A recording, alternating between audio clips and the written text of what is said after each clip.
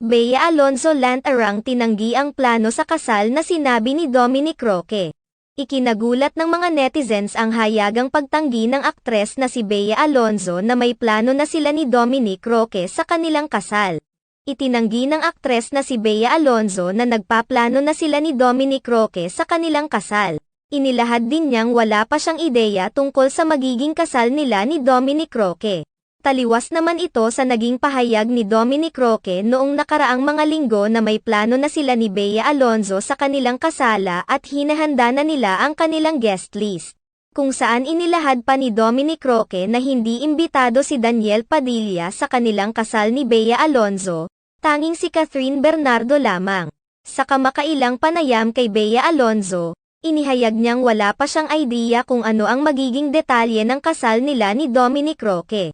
Nangako pa si Bea Alonzo na isisiwalat niya ang mga detalye sa media kapag magkaroon na siya ng idea sa magiging kasal nila ni Dominic.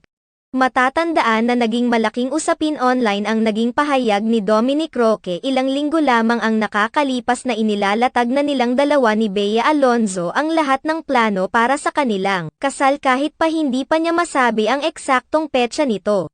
Ayon pa kay Dominic na plano nila ni Bea Alonzo ang isang Christian wedding at kinumpirmang hindi invited si Daniel Padilla. Ipinahayag pa ni Dominic Roque na sana nitong January ay lalatag na nila ni Bea Alonzo ang lahat ng plano para sa kanilang pagpapakasal upang ma-finalize na ito. Labis naman kinalito ng mga netizens kung bakit tila tinatanggi ngayon ni Bea Alonzo ang mga isiniwalat na detalye noon ni Dominic Roque patungkol sa mga plano para sa kanilang kasal. Bukod sa parito, inilahad ni Bea Alonzo na wala silang plano ni Dominic Roque para sa darating na Valentine's Day at sa katunayan ay may nakaschedule umano siyang taping sa araw na iyon. Marami naman ang nangangamba ngayon sa estado ng relasyon ng dalawa dahil marami ang nakapansin na hindi na umano sinusuot ni Bea Alonzo ang binigay na engagement ring ni Dominic Roque sa kanya. Sa kabila ng mga usap-usapan ngayon sa social media patungkol sa posibleng nangyari sa engaged couple, hinihintay naman ng mga tagahanga ng dalawa na sila na mismo ang magbahagi ng kanilang side sa nasabing issue.